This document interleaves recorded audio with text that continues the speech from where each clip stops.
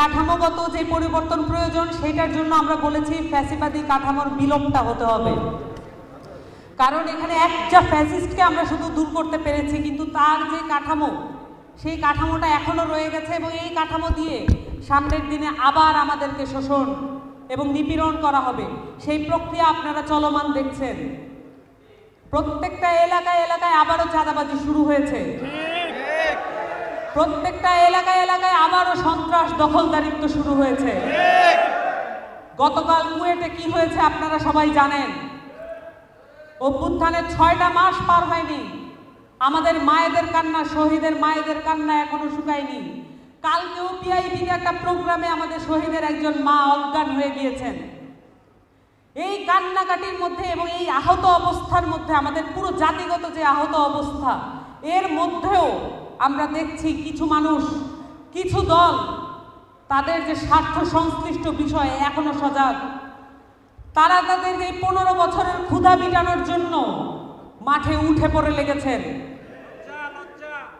এবং এই যে ঘাট, প্রত্যেকটা ঘাটে তারা চাঁদাবাজি করছেন।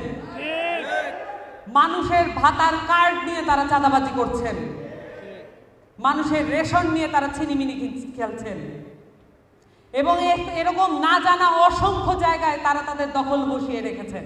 আমাদের এই প্রক্রিয়া বন্ধ করতে হবে, আজীবনের জন্য বন্ধ করতে হবে।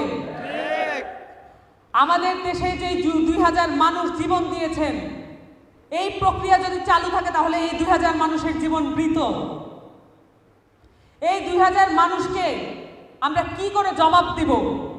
আমাদের ঐক্যবদ্ধ থাকতে হবে। এই ঐক্যবদ্ধতার একটা রূপ আমরা দেখেছি অভ্যুত্থানের সময়।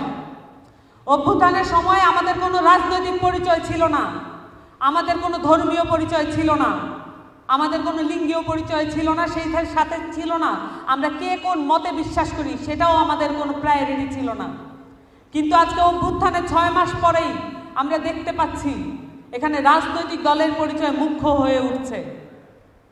এখানে কার লিঙ্গীয় পরিচয় সেটা মুখ্য হয়ে উঠছে, কার নাম কি, কার ধর্ম কি, কার বর্ণ কি, এগুলো মুখ্য হয়ে উঠছে।